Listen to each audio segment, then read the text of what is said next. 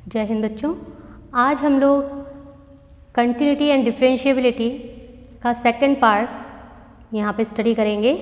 और कंटिन्यूटी हम लोग फर्स्ट पार्ट में पढ़ चुके हैं और अवकलनीयता या डिफरेंशिएबिलिटी के बारे में आज हम पढ़ेंगे।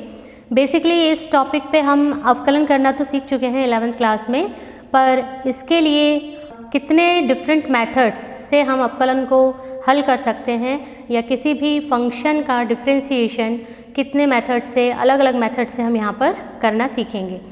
अब हम इन्वर्स फंक्शन या प्रतिलोम फलन जो है इसका अवकलन किस तरह से किया जाता है ये देखेंगे। तो यहाँ पे आपके फॉर्मूलाज की भी देखिए अब लिस्ट पूरी दी हुई है।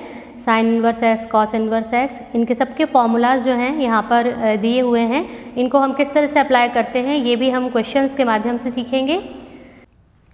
देखिए कंटिन्यूटी और डिफरेंशिएबिलिटी ये जो चैप्टर है ये आपका दोनों ही टॉपिक्स को कवर करता है और साथ साथ ही पढ़ाए जाते हैं। तो कंटिन्यूटी और डिफरेंशिएबिलिटी में डेफिनेटली कोई रिलेशन रहा होगा या कोई रिलेशन होगा जिसके बेस पर ये दोनों चीज़ें साथ में पढ़ी जाती हैं। अब आप देखिए कंटिन्यूटी और डिफरेंशिएबिलिटी में क्या रिलेशन है। देखिए आपके यहाँ पे हम देख रहे हैं, जैसे मान लीजिए साइन एक्स का ग्राफ है हमारे पास। साइन एक्स का जो ग्राफ है ये बिल्कुल स्मूथ देखिए आप जा रहा है और कहीं भी ब्रेक नहीं हो रहा है। तो देखिए आप ये कुछ ग्राफ्स मैं आपको यहाँ पे दिखाऊंगी, उन ग्राफ्स के थ्रू आप यहाँ पे कंटिन्यूटी और डिफरेंशिएबिलिटी में जो रिलेशन है ये समझ पाएंगे। देखिए आप जो साइन एक्स का ग्राफ है या साइन एक्स अगर हमें कोई फंक्शन दिया है तो इसका डिफरेंशिएशन हमें पता है, इसका अवकलन होता है कॉस एक्स, यानी ये जो फंक्शन है ये अवकलनीय फंक्शन है। और इसका अगर हम ग्राफ देखें तो ग्राफ भी इसका कंटिन्यूस होता है। तो देखिए आप f x equals to x square हमारे पास कोई फंक्शन दिया हुआ है, इसका अगर हम डेरिवेटिव निकालते हैं तो इसका डेरिवेटिव हमारे पास आता है 2x। इसका मतलब कि ये फंक्शन जो है ये फलन ये भी अवकलनीय है।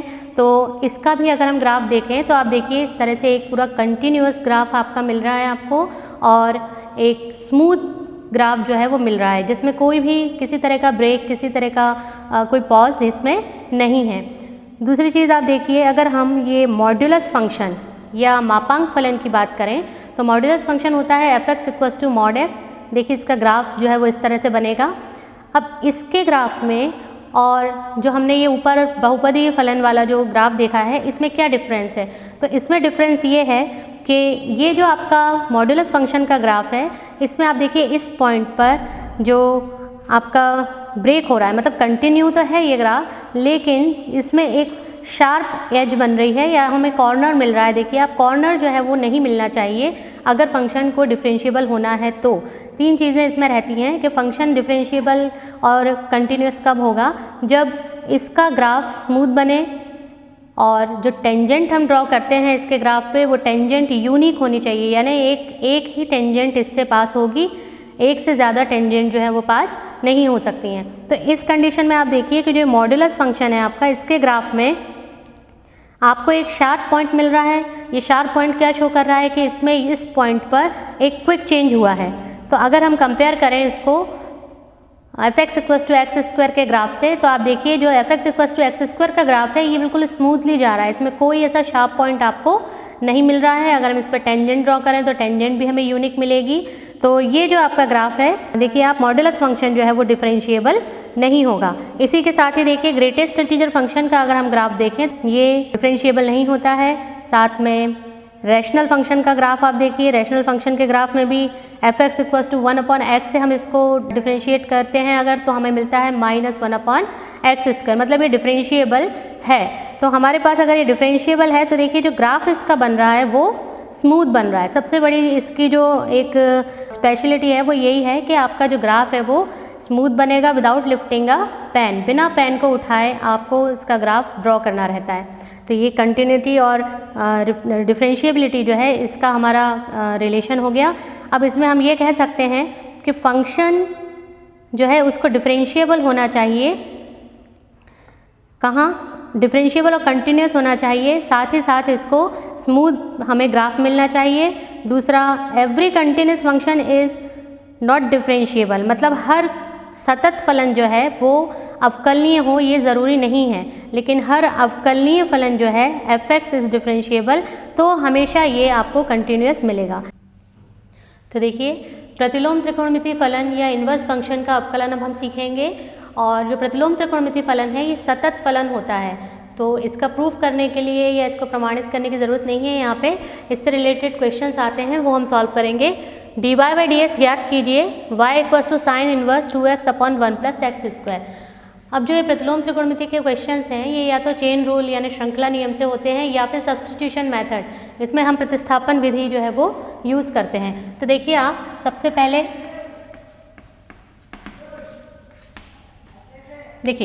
सबसे पहले हम यहाँ पे जो फंक्शन हमें दिया है वो लिख लेते हैं।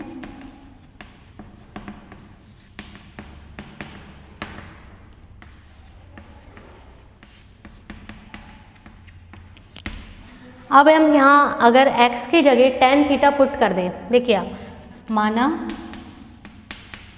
x equals to tan theta, तो यहाँ से अगर हम थीटा की वैल्यू निकालें तो देखिए tan को हम इधर शिफ्ट करेंगे, ये आ जाएगा आपका tan इनवर्स x, क्योंकि फाइनली हमें आंसर जो चाहिए आपका वो dy बाई डी एक्स यानी x के रिस्पेक्ट में ही चाहिए, तो हम यहाँ पे tan इनवर्स x की फॉर्म में ही लास्ट में इसको पुट करते हैं। तो देखिए आप यहाँ पे वैल्यू रख दीजिए, ये हो जाएगा y इक्वल्स टू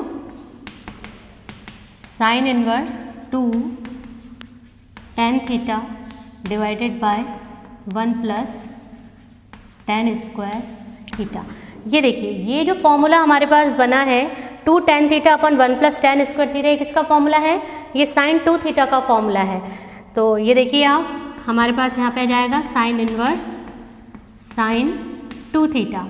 हमेशा सब्सटीट्यूशन करने से पहले आप ये देख लीजिए कि जो हमारे पास बाहर फंक्शन दिया है, मतलब साइन इनवर्स साइन का फंक्शन है, तो अंदर भी हमारे पास साइन का ही फंक्शन बन जाए, जिससे ये साइन इनवर्स और ये साइन जो है ये वैनिश हो जाएंगे और 2 थीटा जो है वो आपके पास बचेगा। तो ये देखिए आप, ये हमारे पास यहाँ पे सिर्फ 2 थीटा बचेगा, तो y इक्वल्स टू 2 थीटा। अब हमें dy बाई डी एक्स चाहिए, तो इस थीटा के प्लेस पर हम यहाँ से tan इनवर्स x पुट करेंगे, तो ये हो जाएगा आपके पास 2 tan इनवर्स x, ये आ जाएगा dy by d x. tan inverse x का जो डिफ्रेंसिएशन है वो कितना होता है?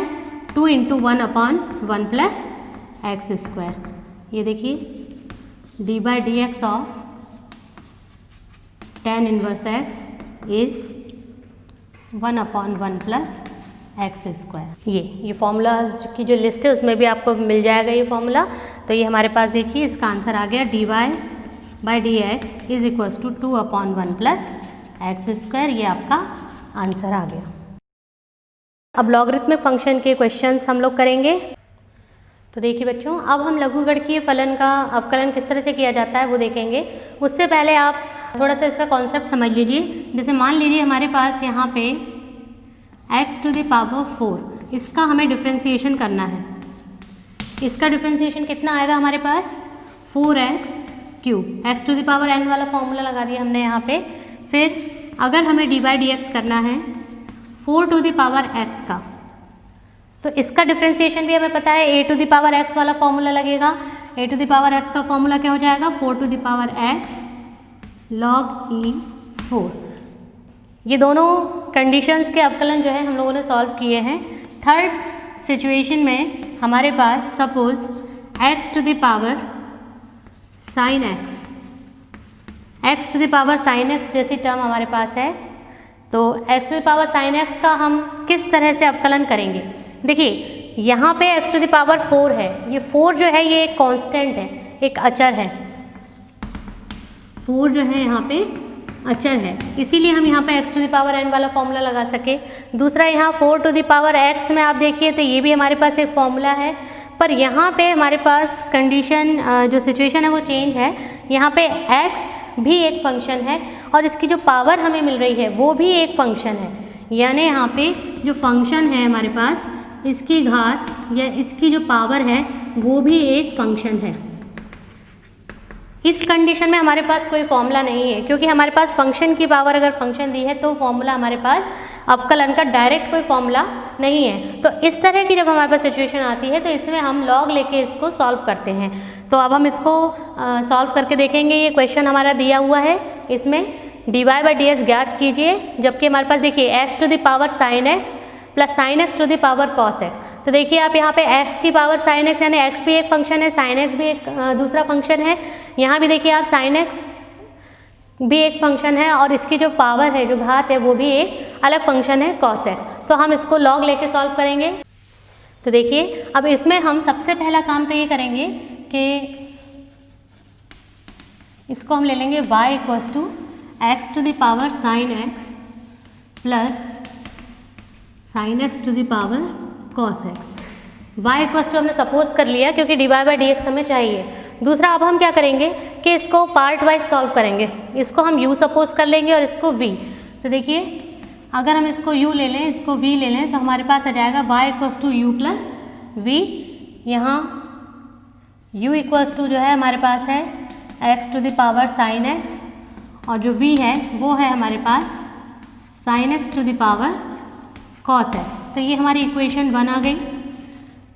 इसको अगर हम दोनों तरफ x के सापेक्ष अवकलन करते हैं तो हमारे पास यहाँ पे आ जाएगा dy by d x is equals to d u upon d x plus d v upon d x. तो देखिए ये हमारे पास समीकरण बन गया। मतलब हमको क्या करना है, u को अलग से सेपरेट करना है x के सापेक्ष, तो हमें मिलेगा D u by d x, और यहाँ v को भी हमें अलग से x के सापेक्ष अवकलन करना है, तो हमें यहाँ से d v by d x मिलेगा और दोनों को हम ऐड कर देंगे। तो देखिए आप u इक्वल्स टू यहाँ पे हो गया है x to the power sine x, तो दोनों ओर log लेना पड़ेगा हमें। दोनों ओर log लेने पर देखिए log u equals to log of x to the power sine x। अब देखिए log के जो रूल्स हम लोगों ने पढ़े हैं, log x m to the power n is equals to n log m होता है।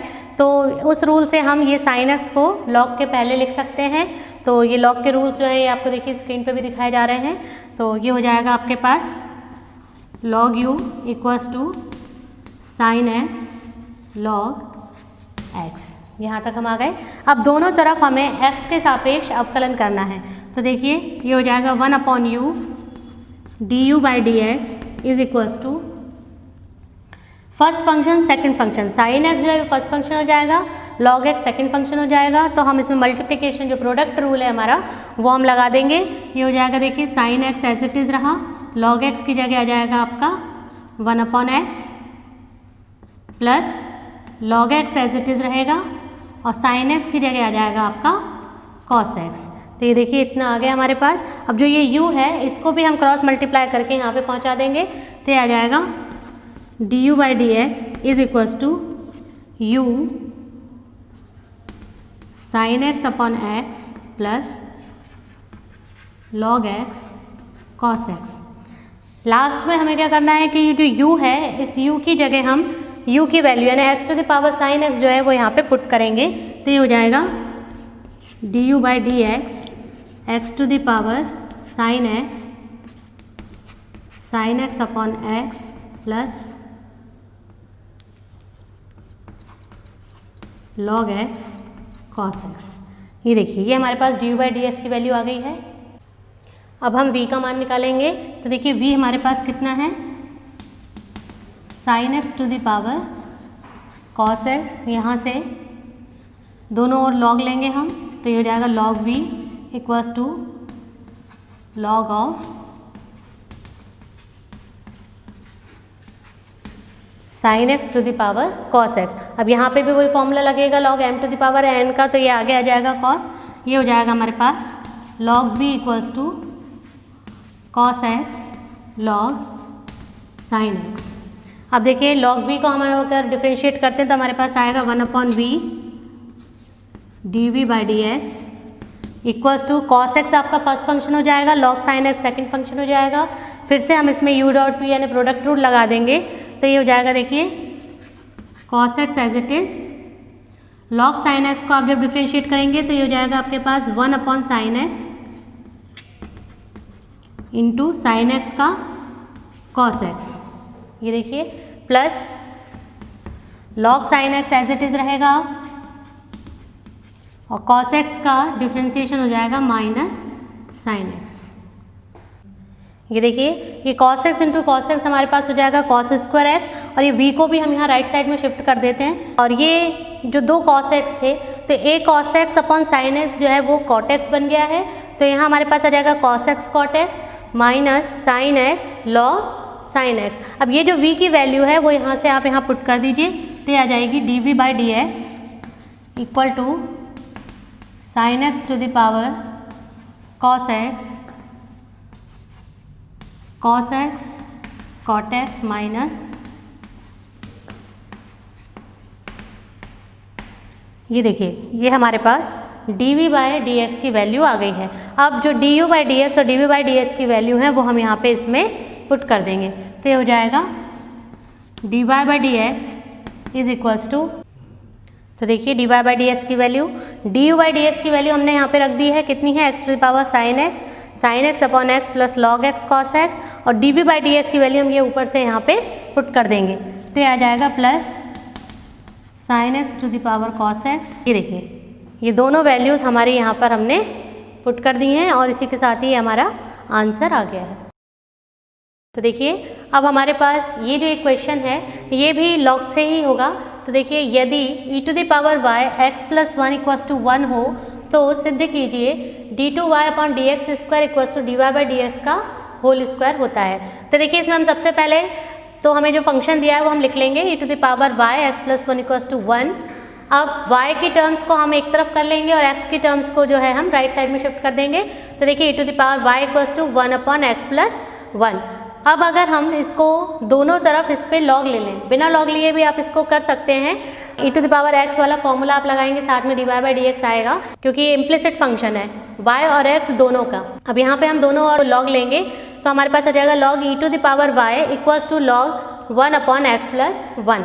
अब देखिए log m to the power n से y का जो ये पावर है इसकी y ये आगे आ जाएगी, y log e is equals to log m upon n वाला जो है वो रूल लग जाएगा, log m minus log n, तो हो जाएगा log 1 minus log x plus 1। अब देखिए लॉग e जो है इसकी वैल्यू 1 होती है तो हमारे पास यहाँ पे सिर्फ y बचेगा।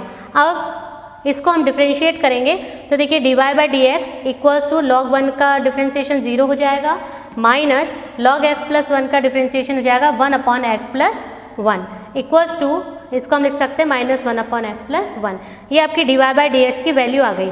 अब इसको देखिए हम इसी तरह से भी अरेंज कर सकते हैं कि माइनस जो एक्स प्लस 1 है इसको अगर हम इसका रेसिप्रोकल ले लें तो ये इसकी पावर देखिए माइनस 1 हो जाएगी, तो minus of x plus 1 to the power minus 1।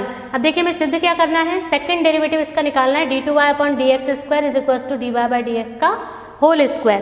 तो ये देखिए d two y upon d x square हम इसको दूसरी बार इसका द्वितीय अवकलज निकालेंगे और इसको जब हम अगेन डिफ्रेंशिएट करेंगे तो देखिए ये माइनस और ये माइनस प्लस हो जाएगा और इसकी पावर हो जाएगी x plus 1 to the power minus 2 जो कि नीचे जाकर एक्स प्लस 1 का स्क्वायर बन जाएगी। तो देखिए अब ये जो पूरी टर्म है हमारे पास ये क्या है, ये d y by d x का होल स्क्वायर। जब हम इसका होल स्क्वायर लेंगे तो माइनस माइनस प्लस हो जाएगा, तो हमारे पास d y by d x का होल स्क्वायर कितना आएगा 1 अपॉन एक्स प्लस 1 का होल स्क्वायर जो हमें सिद्ध करना था। तो ये देखिए आप इस तरह से हमारा सवाल सिद्ध हो गया है। देखिए अब हम लोग सेकेंड ऑर्डर डेरिवेटिव या द्वितीय अवकलज निकालना सीखेंगे।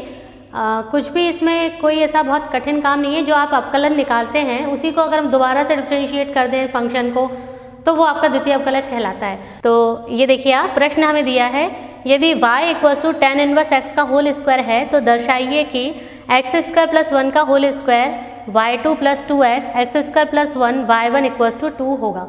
अब देखिए यहाँ पे y1 y2 दिया हुआ है, तो y1 जो है वो प्रथम अवकलज को शो करता है और जो y2 है उसका मतलब है कि द्वितीय अवकलज।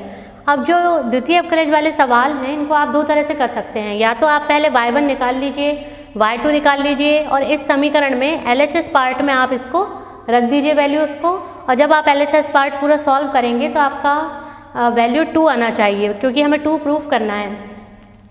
या फिर आप ये भी कर सकते हैं कि आप डायरेक्ट ये इक्वेशन को सॉल्व करते जाएं, वो थोड़ा सा इजी रहेगा। देखिए इसको कैसे करेंगे, हमें क्या दिया है y इक्वल्स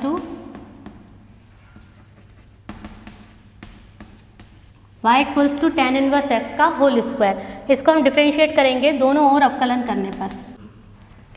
देखिए क्योंकि हमें यहाँ y1 दिया है तो हम dy बाई डी एक्स नहीं लिखेंगे, यहाँ पे हम y1 लिखेंगे, y1 equals to 2 tan inverse x और dy dx हम tan इनवर्स x करेंगे, वो हमारे पास आ जाएगा 1/1 प्लस एक्स स्क्वायर।